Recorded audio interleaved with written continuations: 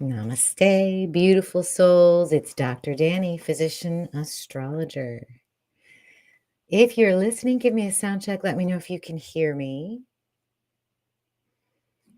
If you guys woke up in this lifetime, then you are on your last incarnation. At least that's my theory. Because when we wake up to the fact that our programming, everything that we thought was true, might actually be different than reality, it can be a very painful and amazing and transformative process. So, like, I think when you're in a position in your life where something like that happens, and there's usually a catalyst, something not so nice, something that wakes you up, when you go through that, and you see that your reality around you is completely different than what you were subconsciously programmed to believe, everything changes. At least the things that don't serve you change. And change can be a process. There's a lot of grief associated with that. And so I feel like if any of you have been through that process and you came to this video because of the thumbnail or because you know what I'm going to talk about, then you might actually be on your last incarnation. The other consequence of this is that the path that you are programmed to take no longer suits you, no longer serves you. It's unpalatable to you. You can't do the thing everybody expects you to do next. You've got to do what you need to do. Okay, so having that consequence, then you realize you're disconnected from others. And you go through this process where you have to go down rabbit holes and you have to find other people that are going through the same thing that you're going through. And it's happening at an alarmingly increasing rate over the last few decades, mostly because of the, internet and our expansiveness into technology over the last 100 years. So we're going to get into it today. Who's here today? I didn't really expect a whole lot of people today, but we have 11 so far. We have Ultimus. Thank you for the sound check. We have Sybil. Hello, hello.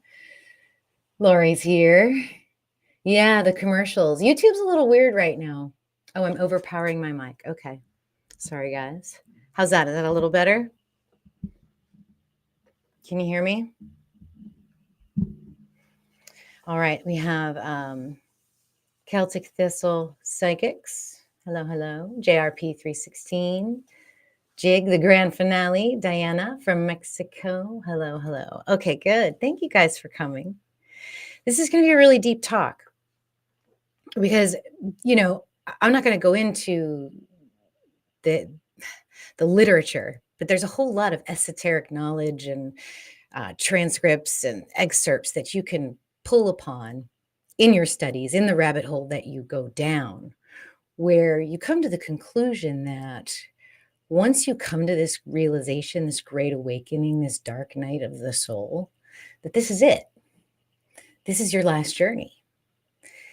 And so also as a consequence, you're a little lost because no one teaches you. Well, the esoterics did, but it's all fragmented and you have to go down rabbit holes to find it. So if you have the eyes to see it, the ears to hear it, and the intuition to feel it, we all sort of feel out our journey, or at least we have in the past.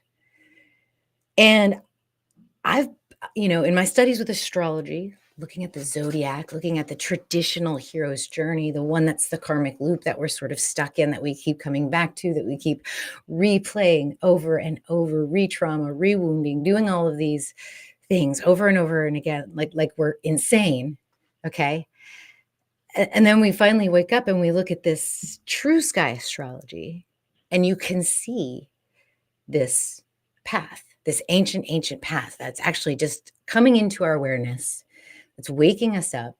So I call it the cosmic healer's journey. And the reason I say that is because most of you that have woken up, that are waking up, that were perhaps born woken up, okay, then you need this path. This will be, in hopefully, and this is my opinion, that you will be intuitively connected to this path, that you will have spirit tingles, that you will know what I'm telling you is innately the path that you were meant to go. And it is the last incarnation's journey. So it's the cosmic healer's journey. You're a healer, you're an empath. That's why you woke up. That's why this is your last incarnation. And what I'm going to talk to you about today is also that journey. So this is going to be a cool talk. I was actually a little bit distracted this morning. I have to tell you guys this story. Because I realized that I scheduled my live right now the same time that Jason of Archaics is doing a presentation on astrology. And so I feel like I should be there, and I am going to go once we are done with our presentation. I'm not going to rush through what I have to tell you, but I think we should all go over there when I'm done, because I'm going to address his nuanced stance on astrology. It's not astrology itself that he is throwing shade on right now.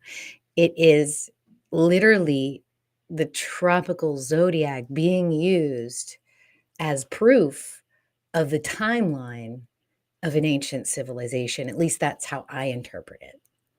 And I think he actually does quite genuinely support the ancient art and science of astrology prior to the interpolation of the tropical zodiac into this particular practice. Okay, so I'm thrilled that he's talking about this right now.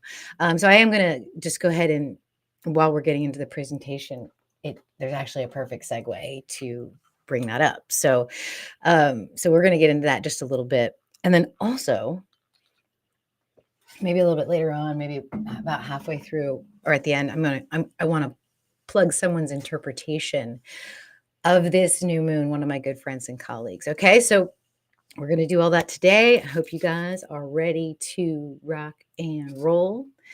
Ultima says move it back even further. That's good, because I wanted to bring the microphone closer and then just kind of relax as I'm bringing this energy through to you.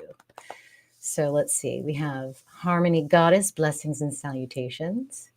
Hey, Sybil, I've always felt this was my last ride. It's all about peace, too. Perfect peace this time around.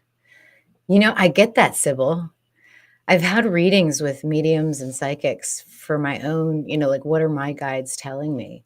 And I keep getting this, you've worked so hard. Just relax and enjoy the ride. And I literally tear up every time I hear that, because I feel like I have lifetimes of work behind me. It's why I don't overly identify with certain things. Like, I've been Trump, I've been the billionaire and all the headaches that comes with that life. I've been Hillary Clinton. I've been Adolf Hitler. I've been the Dalai Lama, right? I've done it all. And there were lives I've loved and there were lives I've hated. And so the last incarnation on earth, you get to observe and serve and help and teach and guide and heal. So, Sybil, I get it. Twilight Mist, fantastic Saturday's Day to everyone. Yes, that's why Saturday is a good day for teaching. Lori says, yes, happy Saturday. On vacation, grateful to be here with service. Thank you so much, Lori. Diana says, years ago, before my awakening, a psychic told me that this is my last lifetime, the only thing that I remembered. Fellow traveler says, hola. Yeah, definitely our last lifetime. My astrology shows me that too. And I'm not trying to brag. It's just literally that's how I feel. I feel like, anytime someone has a problem, like the solution is in my brain, but it would take lifetimes to explain it sometimes. The reason that I feel the way I do. So, just to be here on this channel, talking to you guys, bringing this information is a result of a lot of inner work on myself so that I can get out of the way and just bring this to you. So, all right, my loves, let's get into this. Let's see. Do I have any announcements before I start? Yes, some good things are coming, but I don't really want to bring them up right now because I don't want to dwell on it too much, but I am redoing Holly Hall's podcast next Tuesday. We're going to have a very special guest next Monday, not 2 days from now, but the following Monday. I'm really excited about it, but I'll tell you guys more later this week. I'm going to Houston for the Archaics meetup next Saturday, and my readings are 13% off right now. So if you want to work with me, go ahead and check that out. And then you guys, this Friday, I have a big announcement. Those of you that are subscribed to my website are on the Fellowship of 13 Signs. You're going to get a little flavor of what that is going to be. It is big. It is basically 2 years of work culminating into what I'm doing. So I'm looking forward to sharing that with all of you guys. All right. Let's go. Let's go. Let me make sure I have my PowerPoint. So first, I'm going to talk to you about what the problem is. What happens when you go through your last incarnation, the final awakening. Okay, where you realize, okay, this is it. What happens? Why that happens? And then we're going to get into sort of the current cosmological energy that might be hastening this awakening for many of us. And John Jenkins in Mayan Cosmogenesis, that book that I've shown you guys 100 times, talks about this. He talks about the year 2012. There was a large chapter in human history that basically comes to an end. All the values and assumptions of the previous world age expire, and a new phase of human growth will commence. And this is where we're at. And I've explained this before, but the reason is because that winter solstice, that December solstice, aligns with the galactic center. It didn't when the Mayans were creating their calendar. And when they created the end of it, they anticipated that when the sun was at its nadir in the northern hemisphere at the December solstice, and its alignment with the galactic center, that the sun would be finally swallowed, that the serpent would finally swallow the sun, because they were watching it circle every year. They were watching it approach the great rift, the great black hole, the great source of everything that is creation. They saw that happening.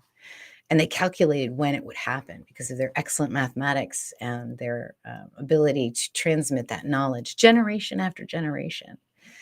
And so this, I think, is what they were referring to. And it is where we are right now. So a ton of human beings are waking up, realizing that in general, as a collective, we're shifting into a higher density of energy. And to do that, you have to wake up. You have to break out of that karmic cycle.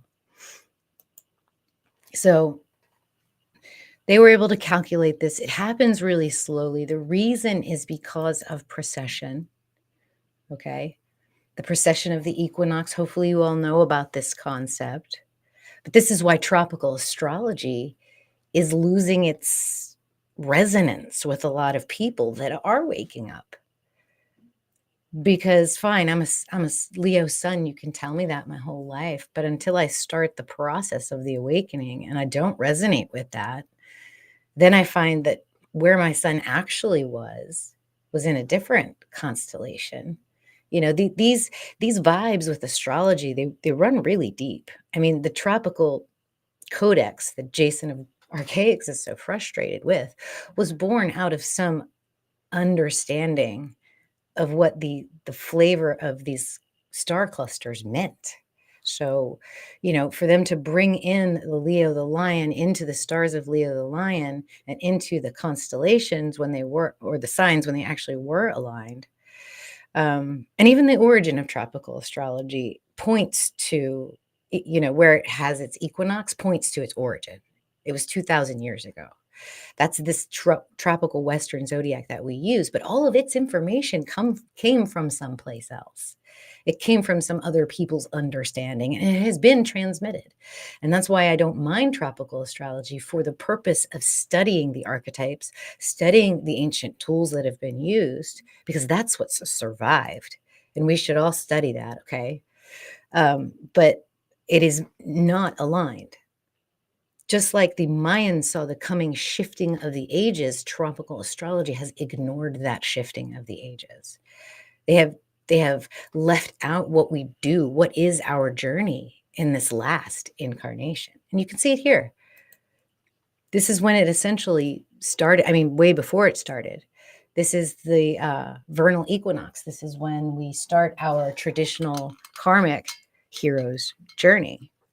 And it's in Aries because you can see the rising sign is Aries. So it was the age of Aries.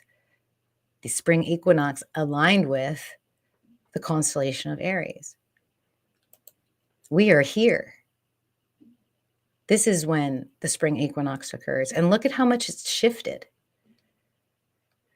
I mean, if you look at cardinal axes, it's halfway between two cardinal axes by now. The origination of this tropical zodiac. This is its birth date right here. It starts in Aries. And Jason's theory is that this is an interpolation, like some sort of historical, cultural, religious, theologic, philosophical interpolation into an ancient practice.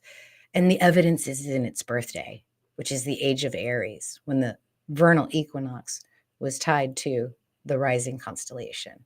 We are still in the age of Pisces. We're going to be here for a little bit. But we're in this other overlying age where the solstice, my friends, which I think is way more important.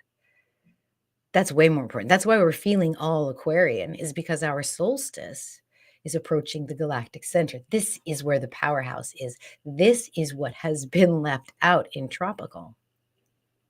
Okay. So it says my chat's disconnected. Are you guys still there? Oh, yeah. All right. Well, I'm not worried about that. Okay, I see the hearts. All right. So this is the crux. This is the rub of it. So I proposed a new journey. I proposed the cosmic healer's journey. You've finally woken up. You said, enough's enough. I'm tired of transmitting these traumas. I'm tired of transmitting this karma. A lot of you, I think a great majority of you, may or may not have children.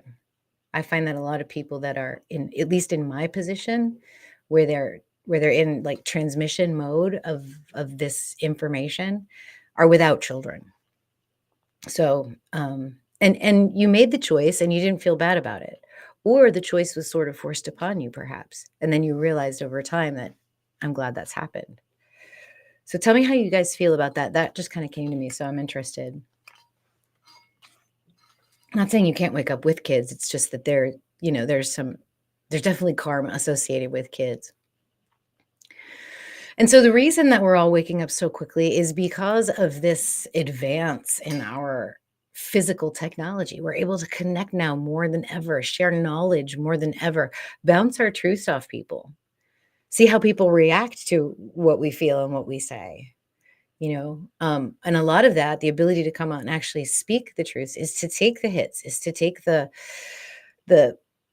tomatoes being thrown at you from the collective.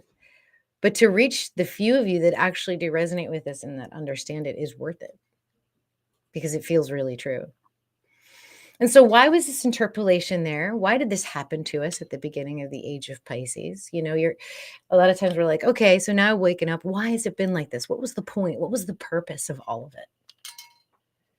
And I think that the answer lies in studying the Hermetica from Hermes Trismegistus. He talks about this conversation that he has with Thoth, or with the gods. And I'm just going to read this to you because this is incredible, and we can think about this after I read it.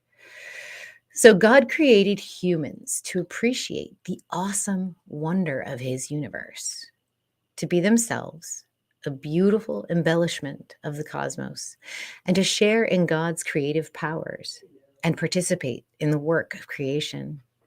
The heavenly gods, the planets, who had already bestowed on man some of their own power, now urge the Creator to be cautious.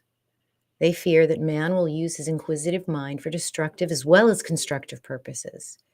Man's powers, they complain, are too great and unlimited, and therefore dangerous to himself and the order of the cosmos. God responds to their concerns by creating the zodiac. The celestial mechanism will control the fate of men and be ruled over by the goddess Destiny. She sows the seeds of a person's fate, which grow and develop under the constraints of necessity with a capital N, the limits and demands of physical nature to shape every human life. It is man's lot to live the life prescribed for him by his fate. Very few human beings are capable of escaping from the determining influence of the zodiac. Man's earthly life is controlled by the power of destiny through the physical limitations of the mortal human body. However, if a man's mind is illuminated by the light of God, he becomes free from these celestial influences, for even the gods are powerless before God. Hermes teaches that it is our destiny, our duty, not simply to acquiesce in our fate, but rather through intense contemplation of God, to rise above our merely mortal nature and awaken our immortal soul. So, wow. I mean, like, if you think about this interpolation, it happened. Did it have to happen? Probably. Now that it's happened, now that we've had, 2,000 lifetimes in a repeating loop given to us because we were so powerful, because we were so inquisitive and curious and effective, that we had to follow this prescribed path for many, many lifetimes in order to learn how powerful we actually are. And once you do, once you realize that you are powerful, and what does it mean to actually, like, what is intense contemplation of God? That's going within, guys. That's meditation. That's knowing the self to the core, because it doesn't matter what anybody else thinks, because once you know yourself, then you're free. You're free from the zodiac. You're free from the code. You're free from the Bible. You're an immortal. You're free. And so I like to use astrology to help people discover who they are. What are my patterns and triggers? Why do I do what I do? And once you know that, astrology changes something in your brain. It's literally an alchemical process that gives you mindfulness. And once you have that, that's like your key. You can rise above it all. The arguments don't matter. You're speaking, you're feeling your truth. There's even more evidence that perhaps it was there as a guide rail. And for some, it feels like a prison, but for a lot of people, it needs to be there. It's even been interpolated into the Bible. And you see it. A lot of people use this as proof that we should be using the zodiac, but they're using this as proof to use the tropical zodiac. And it actually even gives you a clue to the stars that you should be looking at. So, let's see, where do I want to go with this?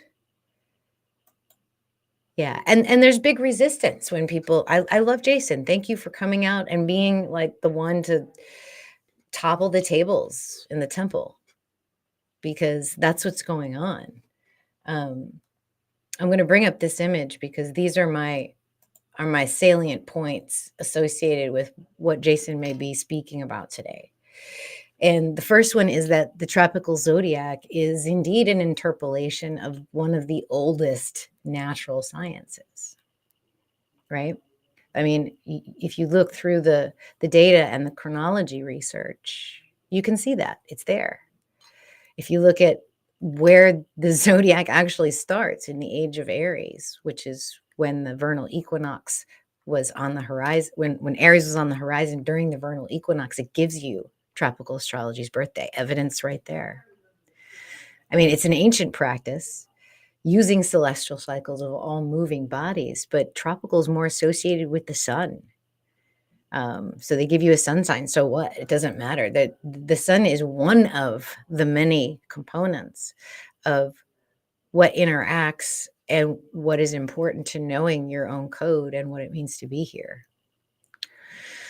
Using modern tropical astrology, therefore, to date anything that is anthropologic, archaeological, historical prior to this current astrological age, which is Pisces, is inaccurate. You can't. The sun changes, the moon changes, the earth's tilt changes. So using this modern tropical, I call it solarology or seasonology, because they do use the planets, but it's based on this solar energy. If you use it as proof of ancient civilization dates, it's way less accurate than actual chronology research. There's tons of data over there, and the other one is more like a myth or someone's channeling or a dream. You know, it's interesting to think about, but it's not actually proof. And if you use that as proof, and then you gain from that by getting clicks or people buying your books or looking at your videos, then that is actually fraudulent and misleading. And I think that's why tropical astrology has been a thorn in Jason's side, because and so he's pulling the weed out of our garden. The big weed that has obscured the sky from us, by having, you know, by the video he's doing today. So I'm thrilled. We're gonna go check it out after we're done here. So let me see if there's anything else. Oh yeah, let me just let me see how you guys are doing. See what y'all are talking about.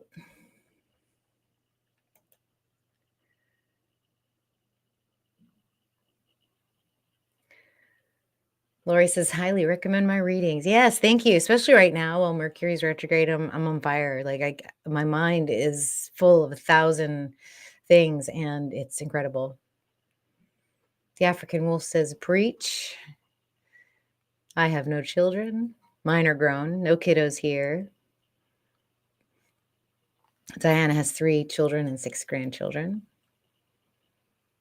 Harmony Goddess never had children either. Yeah, gratitude to Jason for sharing his wisdom. I 100% agree. Celtic Thistle says Mayans and Egyptians used 48 constellations or more, I believe. Oh, yeah. There's so much more to look at and understand when you're using the actual sky. For sure.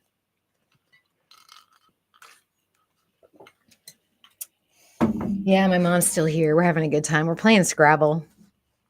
She kicks our butt every time. It's hilarious. Of course, we let her use the internet to look up words. So she's definitely got good skills of putting the words where they need to be if she knows what the words are, which is great. So she's gonna be here till Wednesday, and then we'll have an empty house for a little while. So cool. Yeah, my chat keeps getting disconnected. I can't see you guys.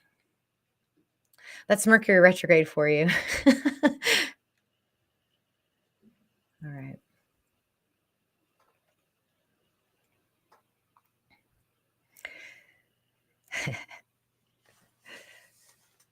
Yeah, love Scrabble. Go, Mom. Yeah, she'll be happy to hear that. Good, good. All right. So now we're going to get into the meat of this, because this is good stuff. I'm going to review with you what the traditional karmic wheel hero's journey has been. And you're all probably going to go, yeah, okay. And then and it was made popular by Joseph Campbell, actually. So it's pretty current modern energy, and you'll see it in movies. If you don't know the hero's journey, and once you see it today, you'll go, when you watch TV, when you watch movies, you'll go, oh wow, it's like this formula. And they have one for us too. This tropical zodiac is that formula. And then I'm going to show you the cosmic healer's journey. I'm going to show you my AI pictures, and then I'm going to read to you my thoughts and feelings. And we're going to go in the proper cosmological soul guided order. And then I'm going to see how you guys feel about it. So it might be about a 20-minute riff after we get there. All right, let's share the screen again.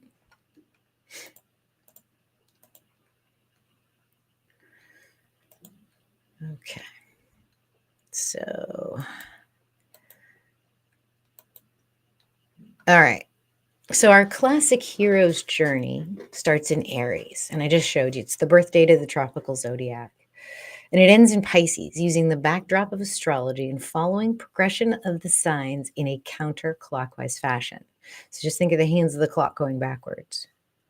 This procession of archetypes has been programmed into our collective subconscious and reinforced through the use of the prolific use of the tropical astrology since Ptolemy. Classical and contemporary fiction and nonfiction authors use the hero's journey arc to tell relatable stories and teach time-honored wisdom.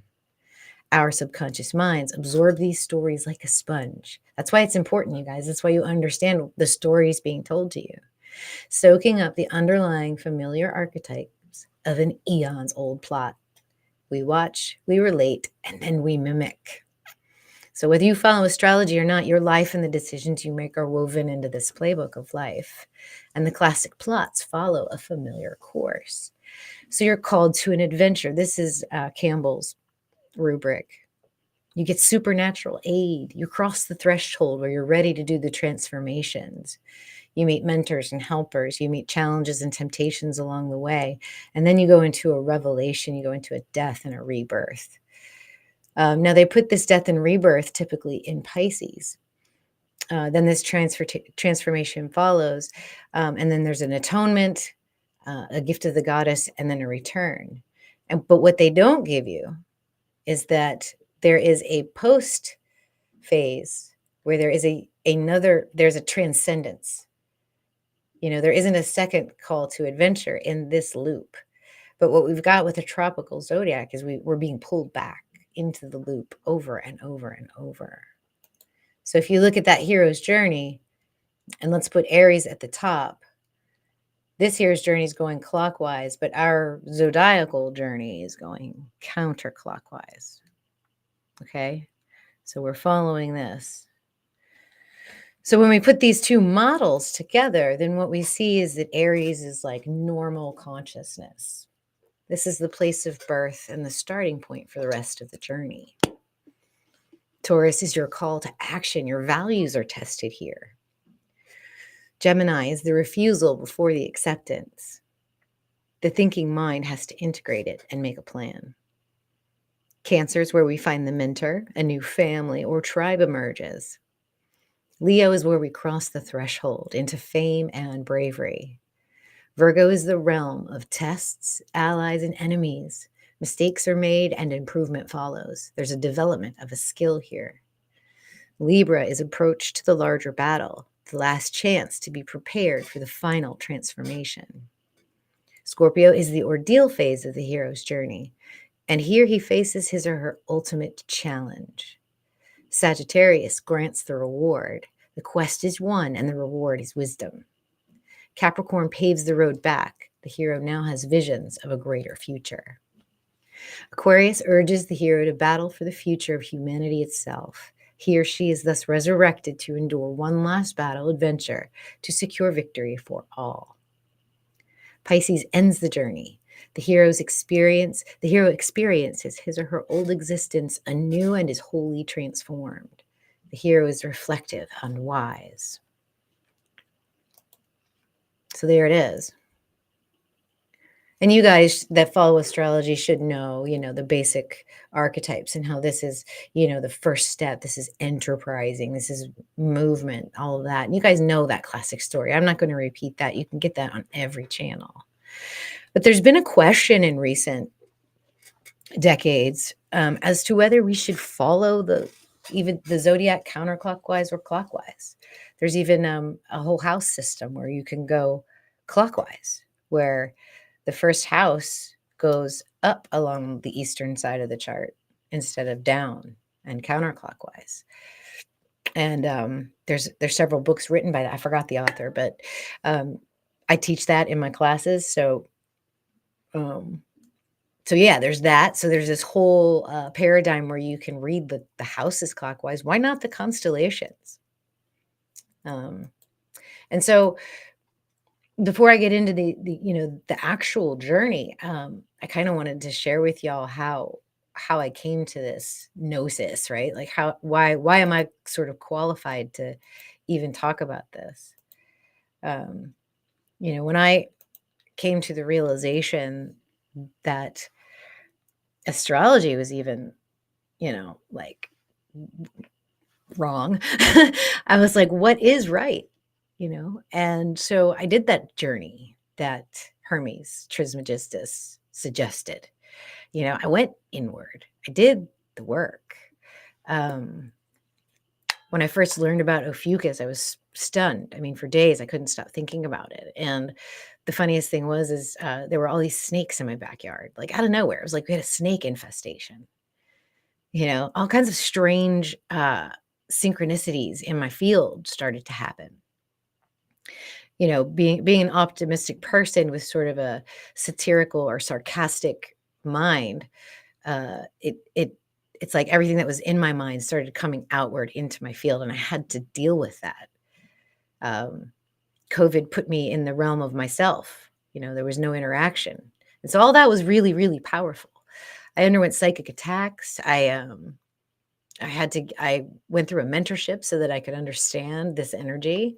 And then once I did that, I remember it was literally like 2 years ago. I had like a 3-day fast. I just sort of sat, and I was up at 3 a.m. every night during that time. And I was furiously writing all this out and thinking about it. And then I started applying it in the background to my readings. And it resonated with some, but not with everybody. Some people really get it and they like it a lot. They're like, oh my gosh, this is like, you nailed it. And then some people are like, I don't get it. And that's okay. And so here recently, I think the difference is that if this resonates with you, this is the path you're going to take in the last lifetime, I think, your last incarnation, at least the last one where you're sleeping. So if you do come back, it's your choice, but you'll come back awakened. Okay. So, so just remember, while I'm going through this, I'm not suggesting that we change astrology's wisdom of this life journey. We need to understand it so that we know what we've been sitting in, but that maybe this is the next step. Maybe this is the next kind of journey. So this is my opinion. This is my download. This is my gnosis. And if it resonates with you, then awesome. And if it doesn't, just go back to what you were doing. Like, it's totally fine. All right, you guys, let's get into it. So, share. Oops, let me highlight that. Share. There we go. Okay, so first we're going to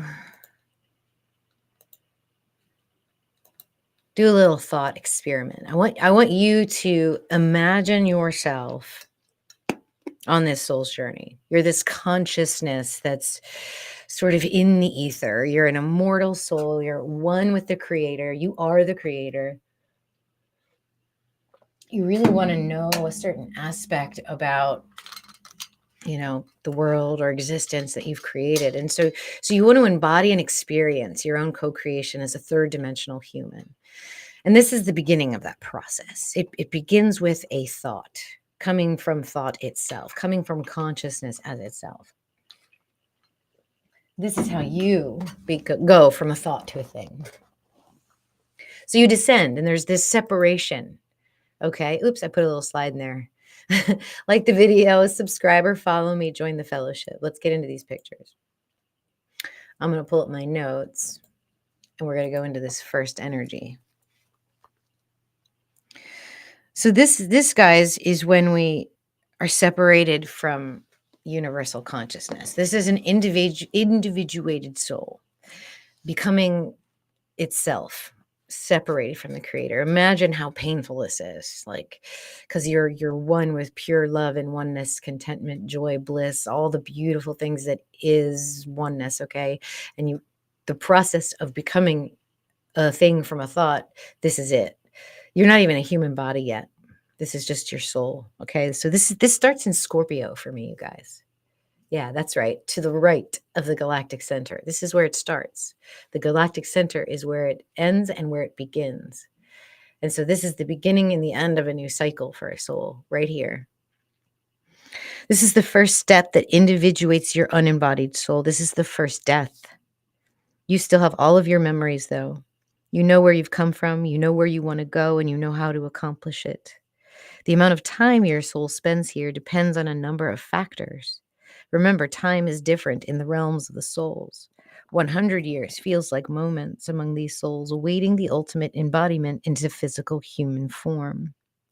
Any planet here will imbue your embodied soul with the gifts, lessons from the realm of the Creator. Here, you learn the secrets and the skills for spiritual living and healing. So this is the energy of it. This is what planets may mean in this space for you. And we're not talking about mundane astrology here. This is literally like, okay, if you understand that this is your last incarnation, if that's what your current understanding of yourself is right now, this is where you started. The next energy is clockwise. It's Libra, you guys. This is the Hall of Ma'at, right? This is the second step. It allows you to take into account your previous incarnations. Is there any unresolved karma that your soul needs to clear? What experiences would you like to have during this particular incarnation within the realm between two worlds? This is where your soul decides your astrology, where and when and by whom you'll be brought forth into physicality. You might even visit your new mother and father in spirit form while you're here. Any planet in Libra will give you a clue as to what karmic issues and lessons need to be learned and resolved during this incarnation. Here you map the template of your life with the goal of balancing any unresolved karma and learning valuable soul lessons. So here's where I almost envision like this a hull of, or not the hull, but the bridge of a spaceship, right? You can see outer space through the windows, and you've got this table that projects these three-dimensional holographic computers, kind of like an Iron Man. And you're this soul, and you're like dialing in the life that you want, the code that you feel like is going to be right for you to finally wake up. So this is where you decided you were going to wake up. The next is Virgo. We're going clockwise. So this is when you step into your gestation as a human. This is your fetus. So Virgo, using the structures, the coding of the physical universe, is converting energy into matter. These blueprints are very detailed and complicated, but they are unique to you. Your soul may still have the freedom to come and go into the astral plane to communicate with future family members and others you will meet along your path. Should your mission be to physically expire during your gestation? Now, this is important, guys, okay, because this is a very tender point in a human life, the fetus, the gestation. A lot of times it starts, but it doesn't make it. A lot of times it goes a little bit further than the birth, and then we don't make it.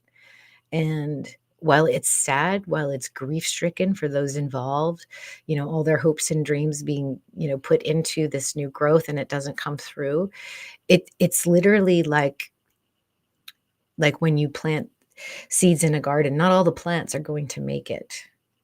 And it's the same thing with the physical body of the human. So it's very important that you understand what I'm about to say to you, because this addresses that.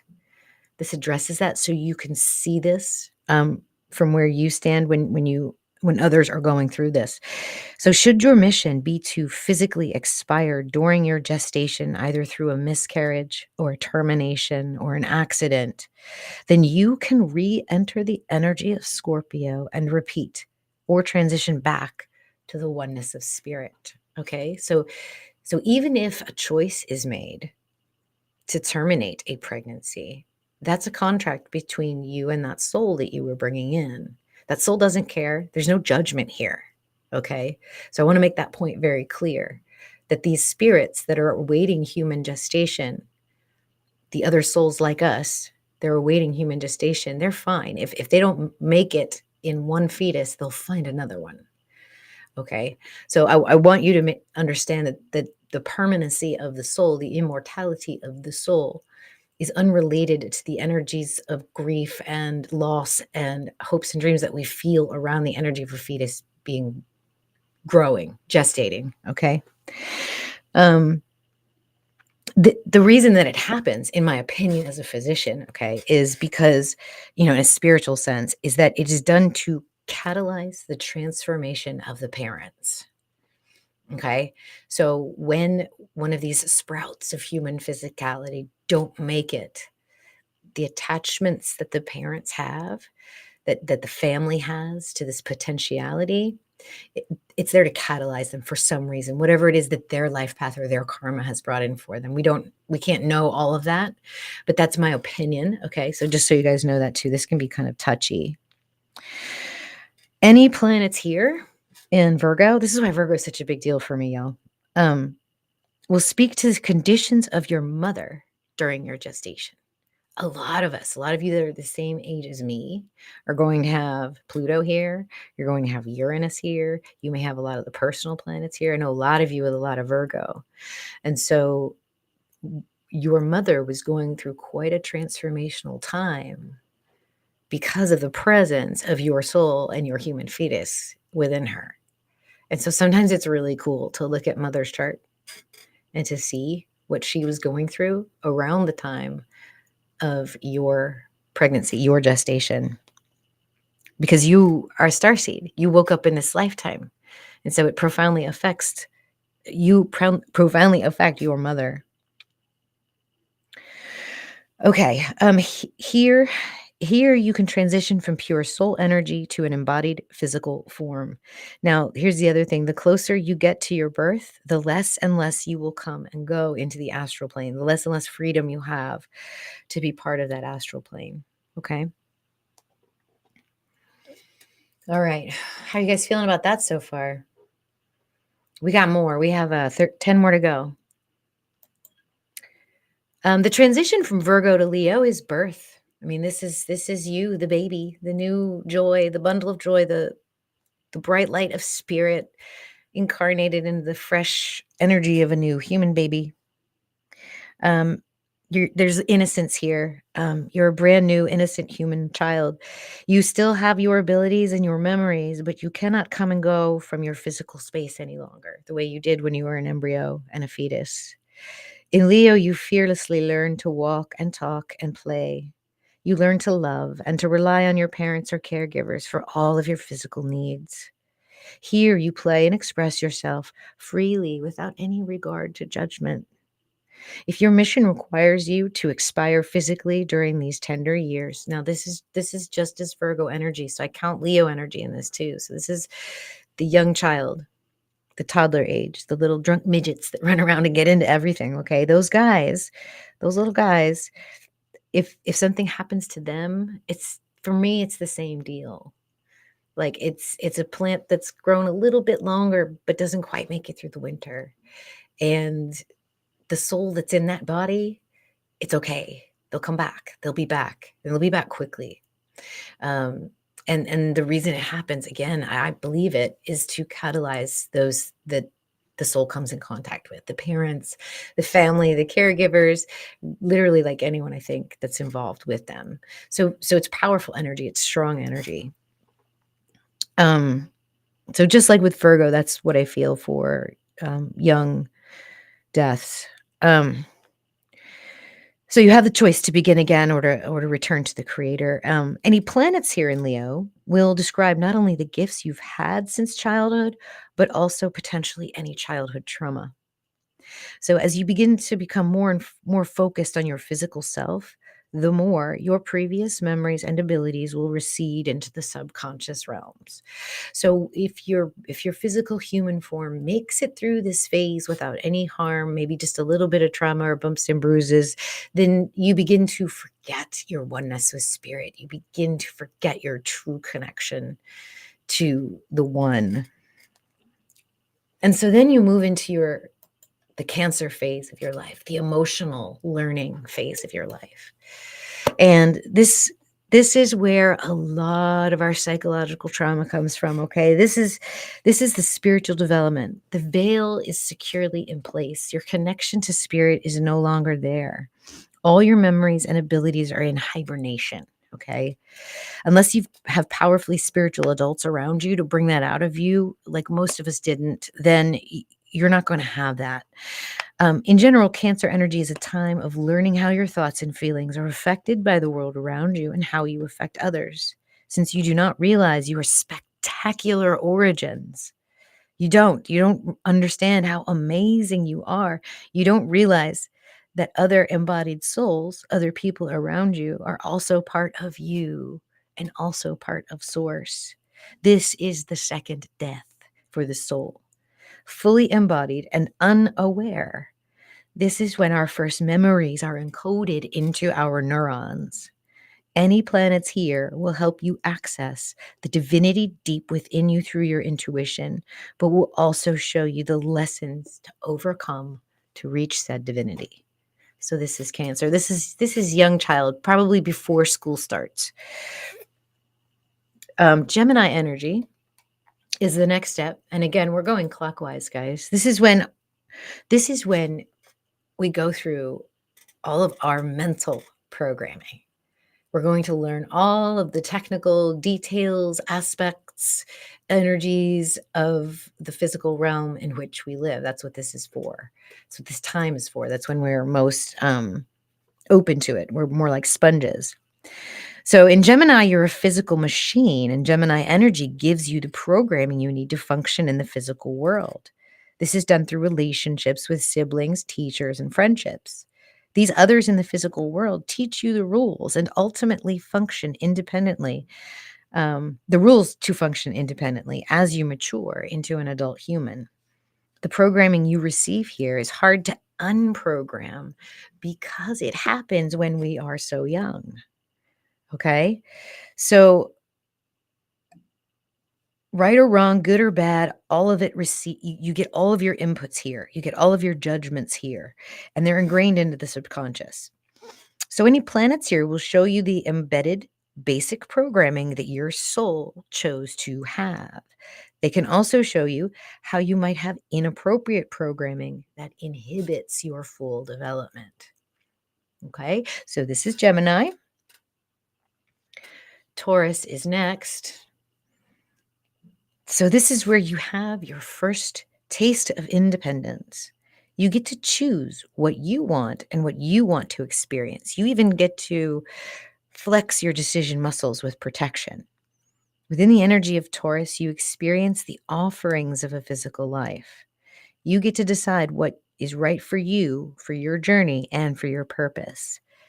This energy is where you decide who to partner with, when and if you have kids, how you make money, and what you want to do with this physical life. Planets in Taurus will flavor your journey with the lessons and gifts as well as the wounds of self-confidence. So you decide your value here and what you want to experience from physical life. It's a very sensual energy.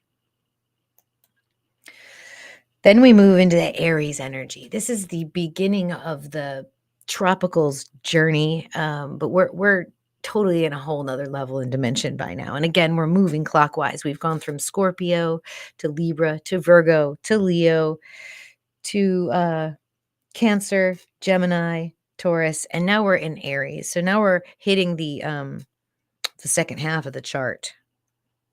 So Aries, this is where you achieve the knowing of who you really are and what you're supposed to do. You launch yourself into the physical realm, conquering, learning, and growing, just like the sapling emerging from the dark soil. You are truly independent here. All of your programming from Gemini and your experiences in Taurus coalesce into the functioning adult you have finally decided to be. Any planets here will describe how you conquer and how you are defeated. As this phase of your life draws to its conclusion, you begin to feel a nagging sensation that this cannot possibly be all there is. Something bigger than yourself begins to awaken. And here's where it happens, guys. You conquered it all. You figured it out, but something's not right. What are we doing here? Why are we here? These questions start to nag at your brain. The part of your soul that had been hibernating begins to wake up. So that means all of those emotional traumas and those childhood traumas from Leo and Cancer and Gemini, they just come bubbling up. They come face to face with this new perspective, this new energy. And it's quite terrifying for some. Pisces is where the path gets tricky, you guys. This is a dark night of the soul, and a spiritual awakening takes place in the stars of Pisces. This is usually precipitated by something unexpected. The world you thought you knew begins to change rapidly.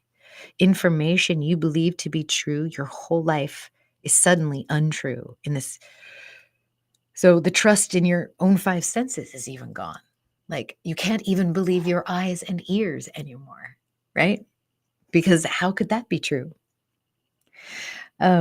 Depression, loss of faith, ego death, they're all common responses to this unexpected shift. You will also spend a great deal of time here, alone. Many never find the strength to spiritually develop during this phase and return to an unfulfilled life until it is their time to return to source and go through it again and again and again. However, many will go within and begin working with their latent abilities that they haven't used since childhood. Many will reconnect with source and receive downloads, channelings, and intuitive hits. The planets in Pisces will flavor the nature of your dark night of the soul and your spiritual awakening. So realigning your life with spiritual purpose and faith, that's the key to navigating the deep waters of Pisces.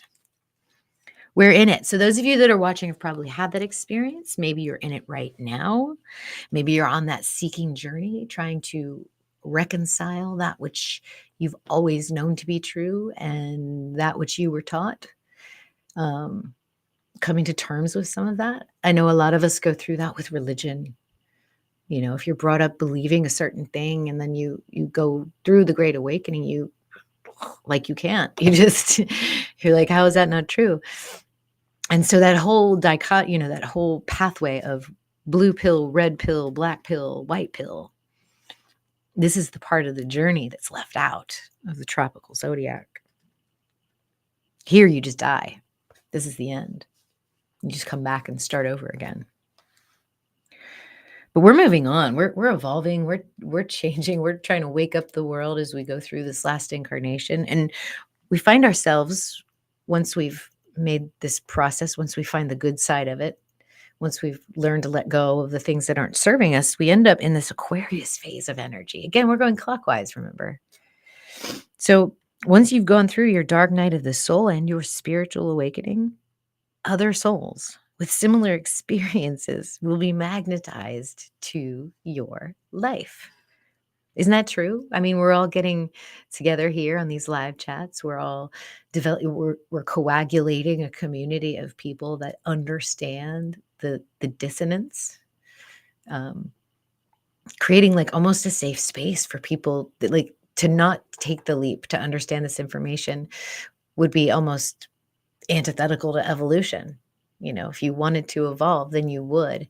And so those of us that are coming together bravely and speaking our truth, this is what happens. You magnetize people to you that are feeling the same way. So you guys are part of a spirit family, your soul tribe. That's why I call you my tribe, my family. You find a new way to perceive the world that encourages the development of spiritual gifts, of your own spiritual gifts, of my spiritual gifts. You learn and grow together with and within this new tribe. These souls may or may not be a part of your original human family. So there it is too. That's where the solitude and the loneliness comes in. That's why when you finally meet a soul sister or a soul brother, like, that's how I make friends now. It's not like friends from work or friends from school anymore. It's like, hey, oh my gosh, I remember you. You remember that lifetime? Yeah, like that's how we're making friends now. It's crazy. So maybe not, if you do have people that are in your human family that you were born into that are also part of your soul tribe, you're a lucky person. Let me just put it to you that way. A lot of people don't get that benefit. If I do decide to come back here, I'm going to make it so that that's the case. So, any planets here in Aquarius reveal the gifts and lessons that you and your soul tribe are working with. So here you realize that your mission is larger than any one individual, right? And isn't that the truth? Like, I'm not up here for me. I'm up here for you guys. I'm like, this is too much information for me to just hang on to and deal with. Once you're through Aquarius, going clockwise, we're into Capricorn. And you can see there's structure beginning to coalesce around this awakened individual. This is where you and your new soul tribe co-create the best reality for accomplishing the mission that you've all set out to do. Wonderful results are possible here, you guys. New systems and structures are developed that can potentially create your legacy, the one thing that you are remembered for. This is the only way you're going to stay physically immortal, and that's if you fully express the creative divine spark within you and have your own creative legacy, something to be remembered for. If the call from spirit during Pisces did not wake you up, you might find yourself in a dead-end job, counting down the days to retirement, or worse, plagued with the physical problems that distract you and drain you from your energy. Any planets here will describe the potential for both of these scenarios. Crystallizing your visions is your goal with these stars. 2 more to go. So now we're in Sagittarius. Oh man, all of your life goals have been accomplished. The one before your ego died and the one after.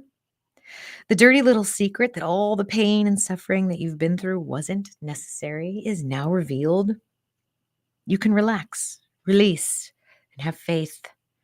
When you realize this, you see that the world is heaven on earth and it is here for you. Almost everyone has to go through the trials and the lessons of life to realize this fact. This is Dorothy at the end of The Wizard of Oz. When Glinda, that bitch, told her she could just click her heels 3 times and go home. No, she didn't tell her that at the beginning when she gave her the damn shoes. She made her go walk through all of Oz and almost get killed 7 times before she realized she had that power. Okay, so this is literally Dorothy at the end. So the hard-earned wisdom lets you roam the world in full confidence that spirit is by your side. Any planets here, guys, in Sagittarius will describe the final gifts and challenges you are entitled to before you die.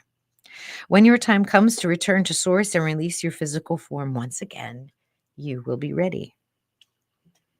And then finally, this is Ophiuchus. Looks very similar to the start of our journey, no?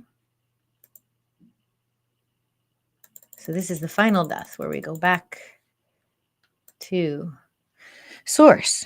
The final death occurs here. When the time comes, your soul once again ascends to merge with source. In your final moments, you are free to come and go until your body can no longer hold your life.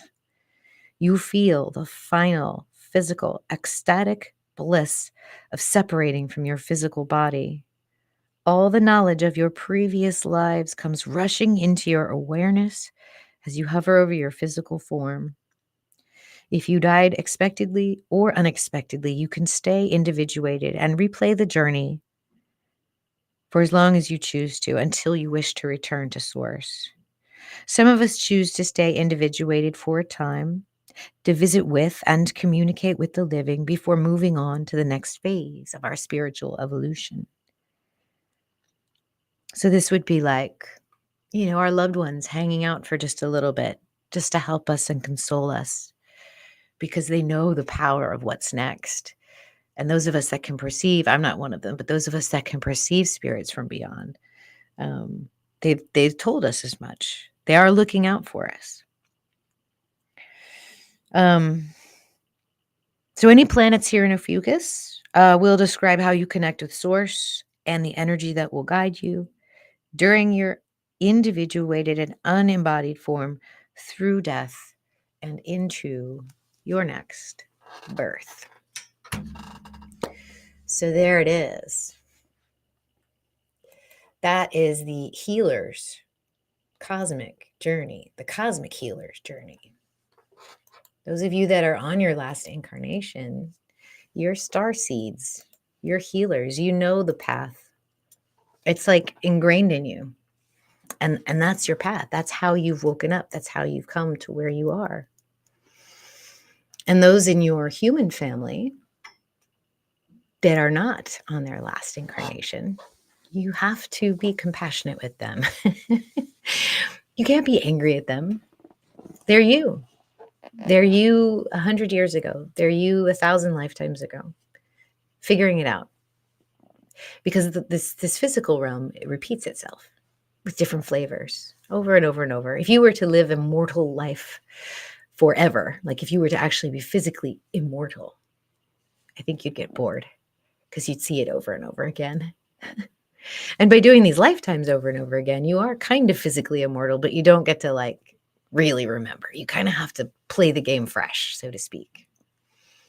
And when it's time to wake up, when you've learned how powerful you are, then this is the journey.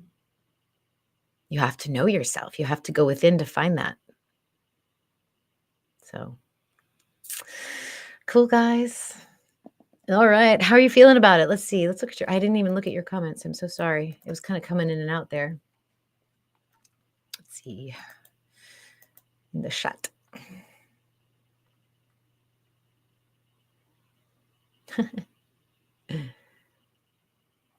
Thanks for posting that link to your free chart. Oh, someone did ask me if there was a calculator online that calculated your Lilith. There are, but they're going to give it to you in the tropical. They're not going to give it to you in the constellational.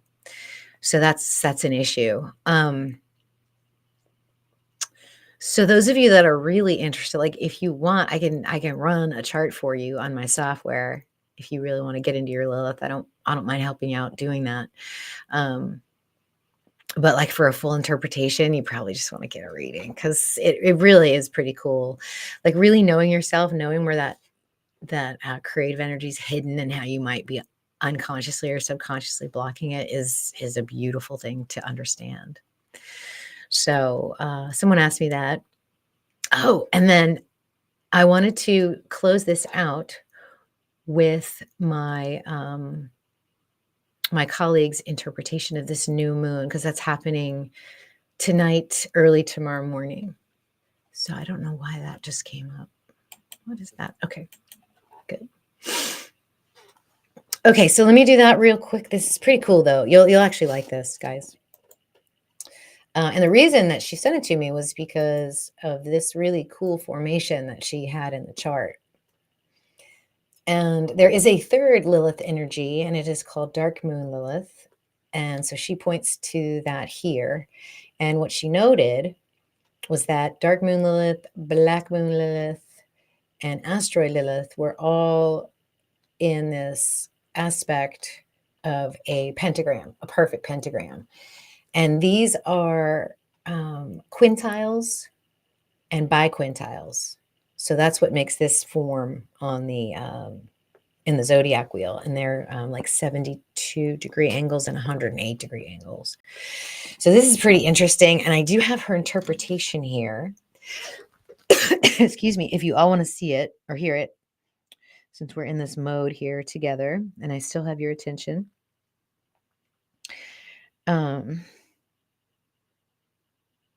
This is from my friend Maria Schumacher. She has a Patreon channel, and I'm going to actually put her website up here if you guys want to check her out.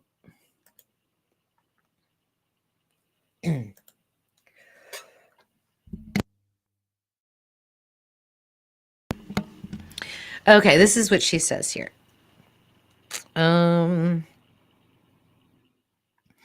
She talks about Ann Terry. She says it's a big deal.